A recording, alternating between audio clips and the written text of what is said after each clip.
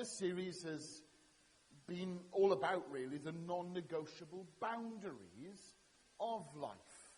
So, for instance, do you remember we looked at the issue of gravity, a boundary that constantly pulls you back to earth. It doesn't matter how much you wish you could fly.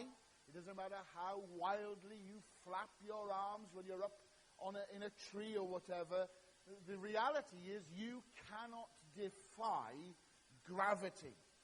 And within that, we talked about the law of magnets, which has to do with the influence of friends, the pull of the crowd around you. And we acknowledge that sometimes, we can all identify with this. We end up doing things because we're with certain people that perhaps we wouldn't do if we were with other people. We end up doing things that we would never, ever do if we were with our parents, if you're younger. And if you're not so young, even when you think about your parents, you'd never have done some of the things you do. And then we talked about the law of glue. We talked about relationships, and in particular the idea that intimacy in a relationship acts as a glue. And we talked about being careful in our relationships, because when you're in a relationship, not just as a boyfriend or a girlfriend or as a husband and a wife, but even in everyday friendships, you invest a lot into those relationships, and it's like a glue, and it bonds you together, and stuff sticks. And so when the relationship breaks apart, remember that illustration where I ripped those two pieces of card, and you could see there was stuff left on both pieces, because that's the reality. All of us here who have had relationships, who've had friendships break down, some of us have had marriages break down. It's that reality that stuff sticks and it can damage, it can hurt. The last time we talked about things, we took things to a whole new level. We went to outer space and we talked about science fiction. And it's good that Owen was here because he helped us understand everything about robots. And we talked about the law of robots and saw how God has made us, all of us, uniquely. We are different from one another. We're not pre-programmed to be identical, like robots just going through the motions of life, behaving a certain way. We are creative individuals. We've got our own character. We've got our own personalities. We've got our own gifts, our own abilities, our own likes, our own dislikes. And so really it was all about identity. Who am I? What am I meant to be here on the face of planet Earth? So today, we're going to finish this little mini-series by talking about the law of screens. The law of screens basically states that we are what we watch. What we choose to look at deeply influences how we think, how we act, and even, to a certain degree, our future. So this teaching is all about learning wisdom with media. And I'm very conscious that for some of you here this morning, this might seem on the surface to have very little to do with your life. But I hope as we go through this, you'll actually see it affects every single one of us, sometimes very subtly, and sadly, sometimes not so subtly. To demonstrate the law of screens later on in the service, we're going to look at a Bible passage. Now, there's a Bible at the end of your pew. If you haven't got an app on your phone, or you've not got your iPad with you, or your Huddle, or you've not brought a Bible with you, I'd encourage you, get that Bible, get it open, get it to 2 Samuel chapter 11, the story of David and Bathsheba, where we will notice that David chose to look and to indulge. And what he chose to look at led to disastrous results in his life. We'll come back to that in a moment. But first of all, I want to start with an admission. And it's that, all the heads went up then. My word. So I want to start off by saying this to you. I am getting old. I realize this more and more. So I mean, Steve Hayward, you will identify with this. You're not that much younger than me. 11 years. It's not that much. You know, if you're Steve's age and older, let's take it that way. You know, you're in your what, late 30s? Okay, so the truth is, for those of us in that age bracket, over 30-something, the world has changed beyond compare.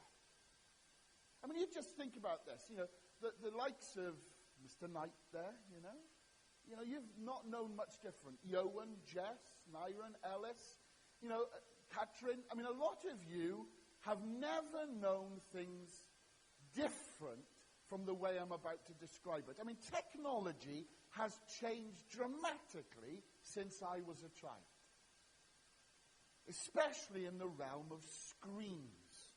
When I was a kid, you had one screen. Do you remember that? That is a posh one. It is. It's color. Because there was a time when the only television you could have was black and white. And although in comparisons with today's televisions, I mean, look at these things, 75 inches. I haven't got a wall big enough for the manse to put one of those on. I mean, look at these screens we are blessed with. They're fantastic. Think of the television you've got at home. In comparison with today's television, that one that you've got a picture of there on the screen, okay, it was tiny. In comparison with what we got today, it was absolutely tiny. But it weighed a ton. Do you remember that? It weighed about 6 stone.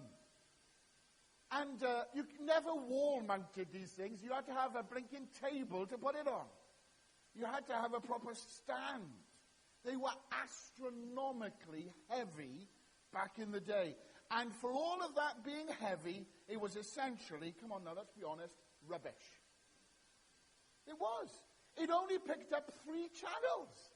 Do you remember that? BBC One, BBC Two, and apparently there was something called ITV. Didn't get it very often in Swansea where we lived, because most of the time, the reception was rubbish. And you see those 2 things, now I'm speaking to the younger ones here now, those 2 things sticking out of the back of that is an aerial. We didn't have satellite dishes or anything like that. This is what you had. If you had an indoor aerial, you'd have to fiddle around with those 2 little things and get it pointing in the right way and adjust the length of the thing. And this was a regular thing. It didn't stay the same. I can hear my father now. Well, you see, Mark, it's all to do with the atmospherics. And if there's a front coming in, see, from across the Gower, well, you've got to change it, don't you? And I can remember adjusting things for him, trying to get it right, struggling to point them in the right direction. And do you remember this? Oh, did you ever do this? Did you ever put tin foil on your aerial? Did you ever do that? Brillo pad. See, here we go. Gets wilder. And you were a wild child, Mrs. Brown, dear me. Brillo pads, tin foil. Why? Because it accentuates the signal. Boosts the aerial's receptivity. I can remember these words. Gosh, what a load of rubbish. You couldn't record anything. If you missed a program, that was it. You didn't stand a chance of ever seeing it again. It wouldn't be repeated until 1975 or something. And, remote control. Did you have a remote control? We had a remote control. Me. Remember those days? If the TV channel needed to be changed, the child in the family was told to go and change it. Mum and Dad would sit down in their chairs enjoying a cup of tea. This is a load of rubbish lawn, isn't it? Yes, Dave, it is. Mark, change the television channel over. Blinking heck. That was the only remote control system you had. Physically get up off the settee, walk to the TV, turn the channel. Now, I know, okay, I grew up in the Stone Age, as far as some of you are concerned. Things have changed just a little, right? Just a little. For one thing, TVs these days are incredible. I have a 50-inch Panasonic, better clarity than my eyesight. I'd rather watch a football game on television than actually go. It is amazing. With Sky, I've got, 10 million channels. Can't find anything to watch, but I've got 10 million channels. You can watch literally anything. I swear, some days, sorry to the teachers who are here, but you could probably learn more watching the education channels than in some schools. It is absolutely incredible, the stuff that remote control? Wow. Lynn, you've got a remote control back there for these televisions, haven't you? There's more buttons on it than you know what to do. I swear there's one on there for making sandwiches. I'm not quite sure how it works. We'll have to figure it out. Screens are just amazing these days. And there are a lot of them. When I was a kid, there was seriously only one pretty tiny television in the house. That was it. There were no mobile phones. You didn't have mobile phones. There were no other screens to be looking at and checking Facebook or anything like that. Facebook hadn't been invented. Whatever his name, hadn't been born. There were no iPads or Huddles. Tablets were things you took when you had a headache. That was it. There were no mobile laptops or anything like that. None of these things existed. But boy, today, how many of you have got a mobile phone on you right now? Come on, get it out. Have a look at your mobile phone. Just have a good look at it now. Okay? Check your messages because somebody's getting hold of you. Okay? I was joking with two of the girls earlier on and saying, who's texting you now? And we were all embarrassed. Or your grandchildren, Suzanne, it was, dear me. Honestly. Just, let's do a little exercise. Put your mobile phone away. You can keep it out if you want to, doesn't matter. Add up how many screens you've got in your house. I want you to add up. Simon McCall's put his hands in his face. He's so worried. I'm not going to out you. It's fine, all right? But add up how many screens you've got in your house. Everything that can play movies, show TV programs, access the internet, go on Facebook, whatever. Just add it all up. Add it all up quickly. Maybe if you're in a family unit, just have a chat. Ellis and Myron there, adding it up. You're up to 35, yeah? Add it all up. Phones. Go on, and Owen, how many? How many? 15. 15 screens. You got to 14, you live in the same house. That's worrying. He's got one hidden. Okay. So we've got 14 or 15 screens. Come on then, Simon, how many? 7. Nothing. Go and visit the Williamses. God. Right. Mr. Knight? 16. Beating the Williamses. Come on. Any more? Dave, how many you got in your house? 8. Wow. Diana? 4. Wow. Come on then. Ellis, Myron? How many? 13.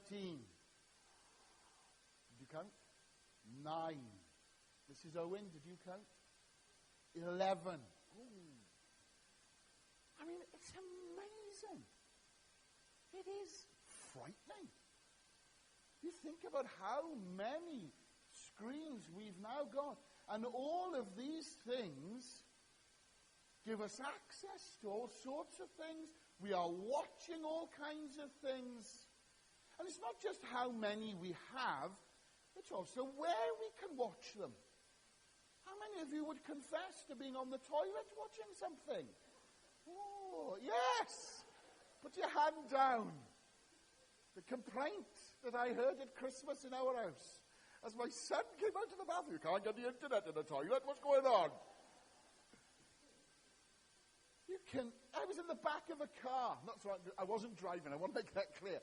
But I was watching a clip from a film that my friend wanted to show me. And we were just in the back of it. And it's just amazing.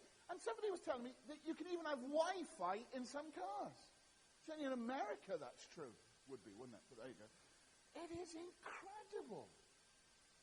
We can watch screens literally anywhere. And it might be normal to those youngsters who are here this morning, but to some of us, this is wild, isn't it? This is so different from what we grew up with, me included. Remember, I'm old. I'm getting old. I am old. So the question I want to ask you this morning is this. How much does what we watch affect us? How much are all these screens affecting the way you think, the way we act? Consider that question for a moment. In your Connect groups, you're going to be looking at that issue. How much of this stuff affects the way you think, the way you behave? Now, you might want to say, well, little kids, of course, it's obvious. You should have seen my son after he started watching Worldwide Wrestling or whatever it's called.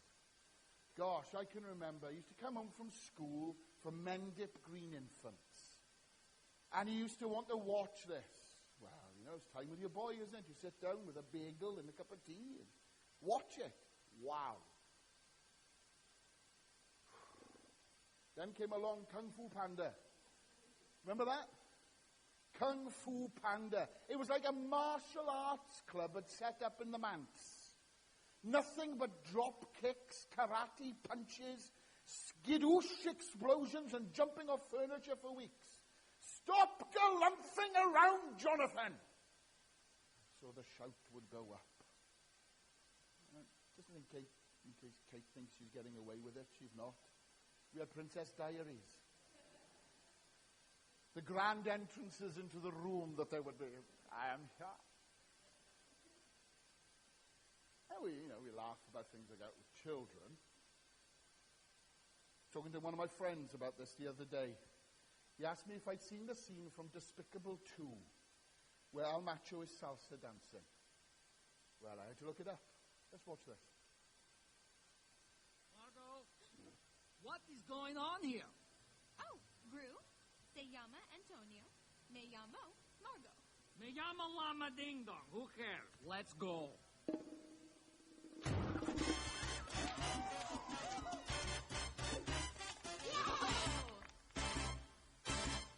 De la Sierra Morena, cielito lindo viene. Un par de ojitos negros, cielito lindo, dos corazones.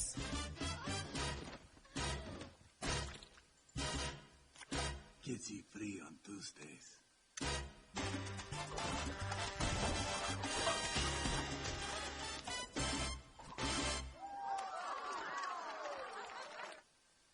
Strictly Come Dancing has got nothing on that guy, I tell you.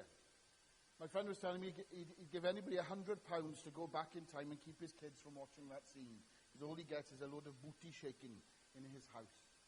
Dangerous. We all know how much screens maybe affect younger people. But I want to ask the adults here this morning, what about you? What about me? To get at this question, I want to travel back a few thousand years to ancient Israel. It's the glory days of the nation. God's people are at the height of their power. David is king. He's on the throne. All is well. Things are going very well. In fact, David can relax. He's out on the roof. I know that might sound strange. Who hangs out on a roof? But roofs in ancient Israel were a very different commodity than they are with us. Imagine a flat roof with walls along the edges. Israel has a very dry and often hot climate, and because of that, people tend to hang out on their roofs, like a bonus room. And on a hot evening, the breeze felt from the roof would be a pleasant place to relax. And that's exactly where David was. And Helen's going to come and read to us from 2 Samuel chapter 11. Thanks, Helen.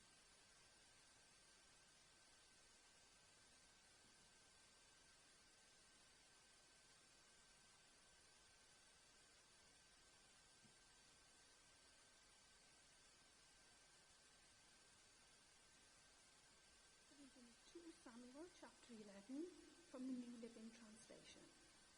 In the spring of the year when kings normally go out to war, David sent Joab and the Israelite army to fight the Ammonites.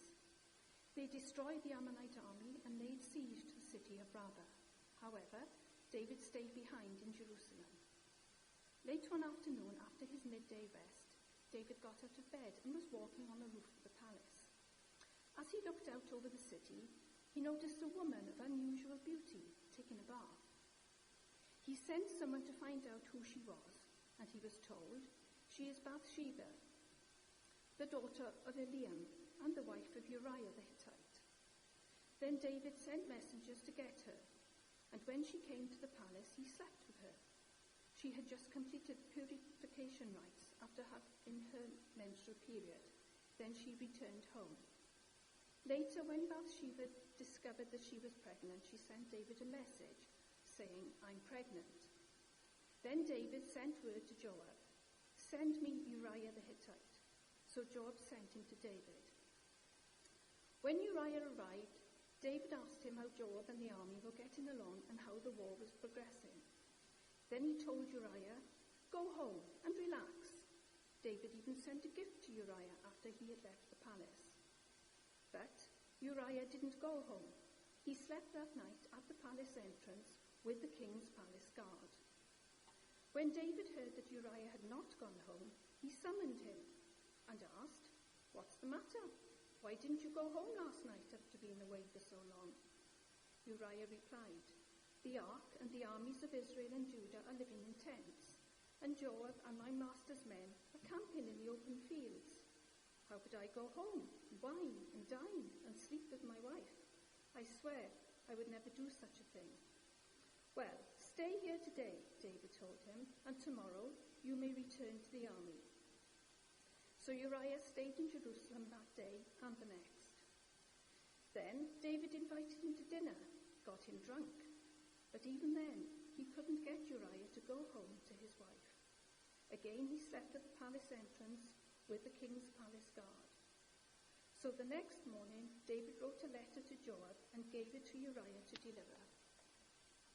The letter instructed Joab, "Station Uriah on the front lines where the battle is fiercest, then pull back so that he will be killed."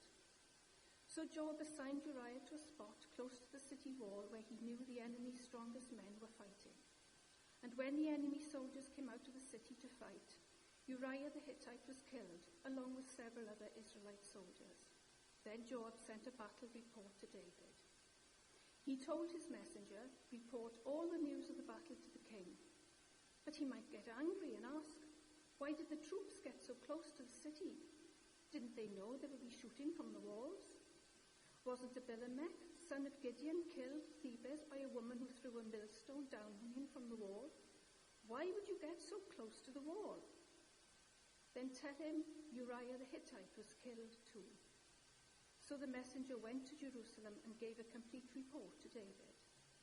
"The enemy came out against us in the open fields," he said, "and we chased them back to the city gate. The archers on the wall shot arrows at us. Some of the king's men were killed, including Uriah the Hittite." "Well, tell Joab not to be discouraged," David said. "The sword devours this one today and that one tomorrow. Fight harder next time and conquer the city." When Uriah's wife heard that her husband was dead, she mourned for him. When the period of mourning was over, David sent for her and brought her to the palace, and she became one of his wives. Then she gave birth to a son, but the Lord was displeased with what David had done.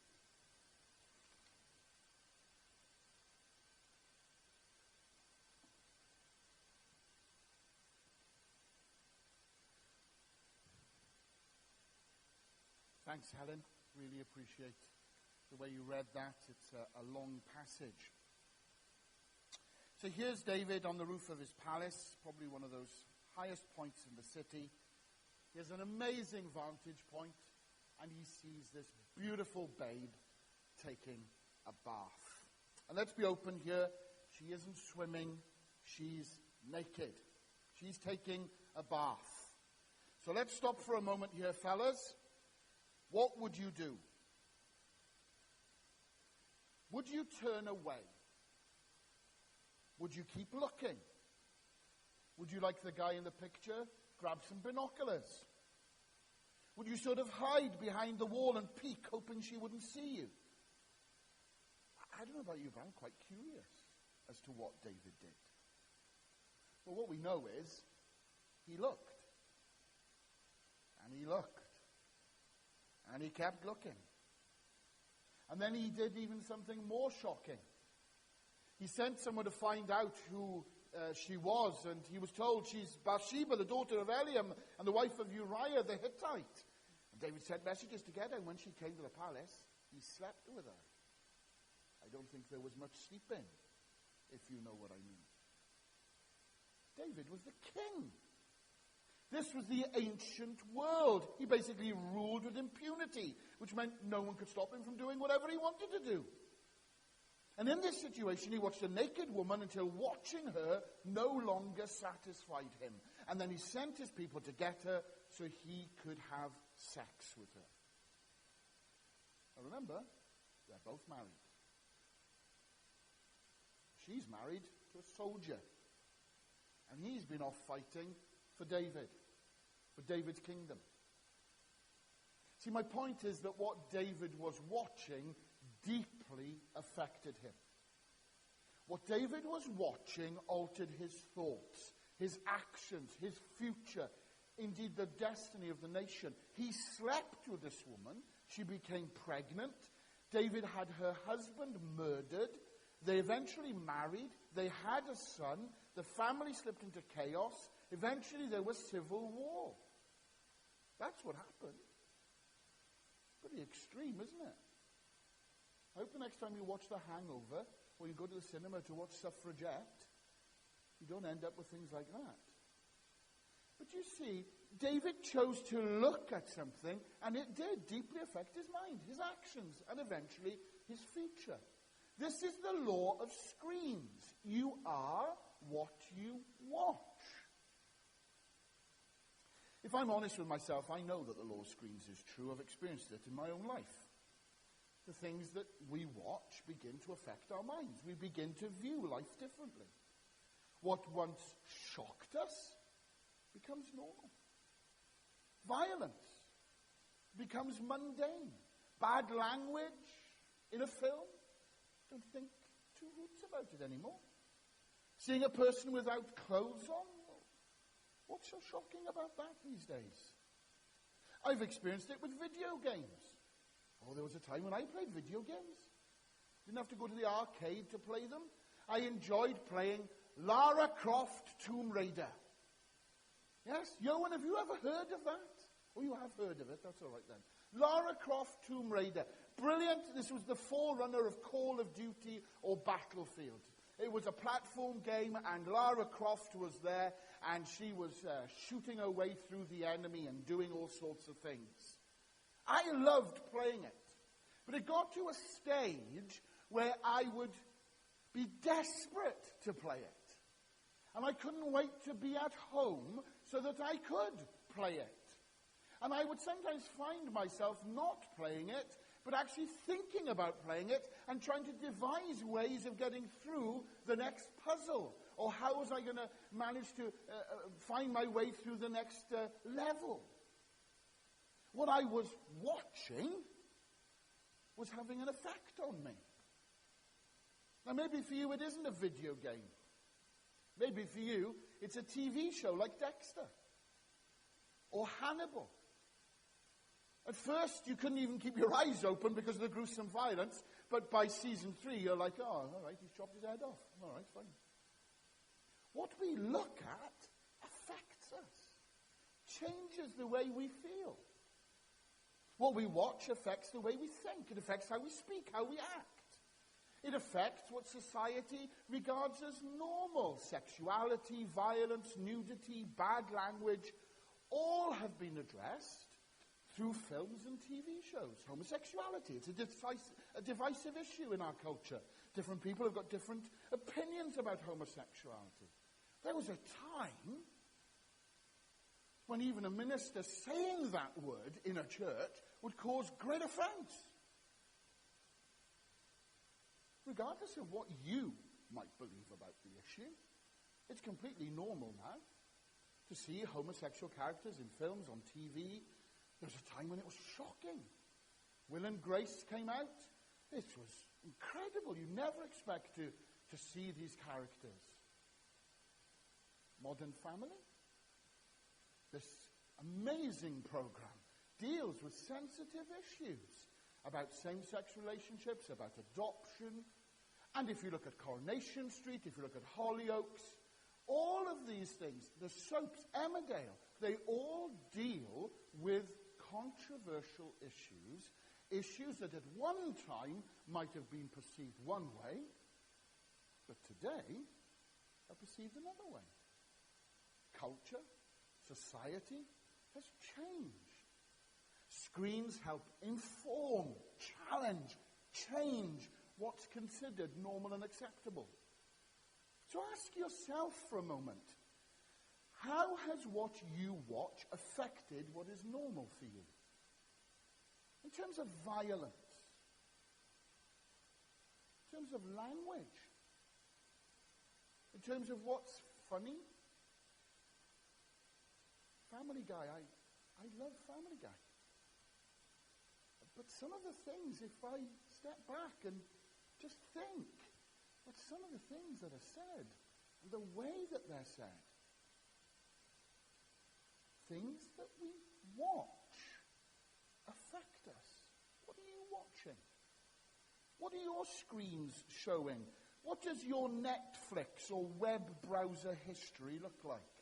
If I came down off the platform now and asked you, since you got your mobile phone out earlier, if I could have a look at what you've been texting, or if I asked you to show me your Facebook account, the private messages you send, or if I asked you that I could look at your iPad or your phone and go through your internet browsing history, would you let me?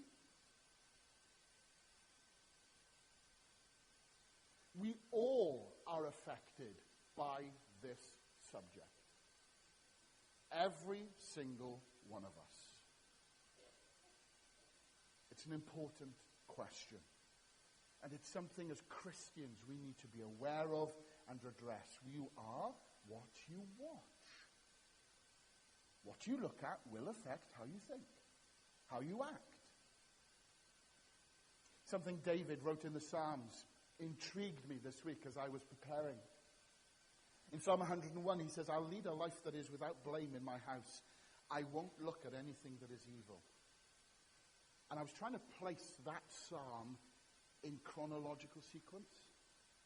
I wonder if he wrote that after Bathsheba. I wonder if that was stuck in here. If he realized deep down how foolish he'd been to indulge in stuff that he'd been watching, and which then affected his mind, his actions, and the nation's future. I imagine he had big regrets, don't you? I bet he wanted to start again. It's almost like he's saying, if I could go back, I wouldn't have continued to look that day. I'd have turned away. What we choose to look at deeply affects us. Paul picked up on this in his letter to the Galatians. He said, don't be misled, you can't mock the justice of God. You'll always harvest what you plant. Those who live only to satisfy their own sinful nature will harvest decay and death from that sinful nature. But those who live to please the Spirit will harvest everlasting life from the Spirit. You reap what you sow.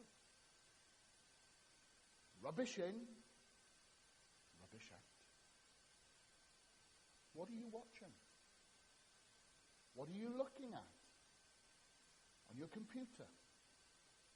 On your phone? What are you texting?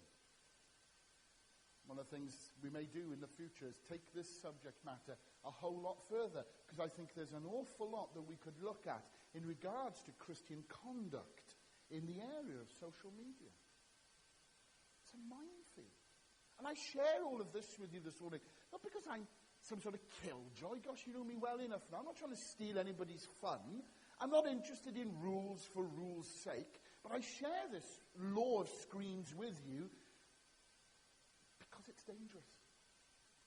And I want you to experience life. As your pastor, I want you to get the most out of life. I want you to experience the blessing of God at its best.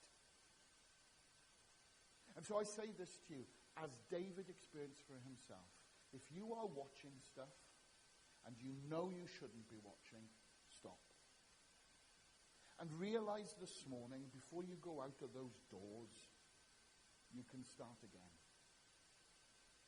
You might take a moment before you go home to delete your web browsing history, to get rid of some of the favorites and the bookmarks that you've got. And if this doesn't mean anything to some of you, don't worry. But to some here, this really hits home. We need to be careful what we're downloading. We need to be careful what we're sending to people. God has so much for us. God wants to bless us. But we might need to stop watching that show, stop playing that game, stop visiting that website. Because the law of screens is very important. And it's something that we need to understand affects our minds, our actions, and can affect seriously our futures. Let's bow our heads.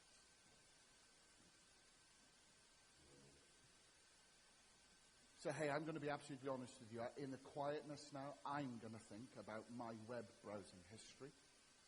I'm going to think about things I've been watching. And I want you to do the same. And there are things that I need to say sorry to God for. And I need to change.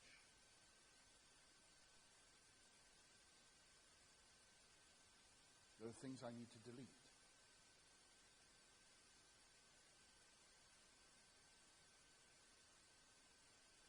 In the stillness and the quietness, just reflect on that. Is there something you need to say sorry to God for watching? Maybe you've been texting stuff that you shouldn't be texting. Maybe you've been sending private messages on Facebook and really you shouldn't have been sending those kinds of messages.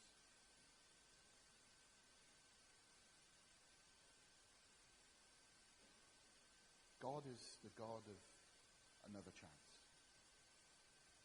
David mucked up terribly that day with Bathsheba. He was lusting after her. He fancied her, and he had sex with her. He should have looked away. But he came to realize that.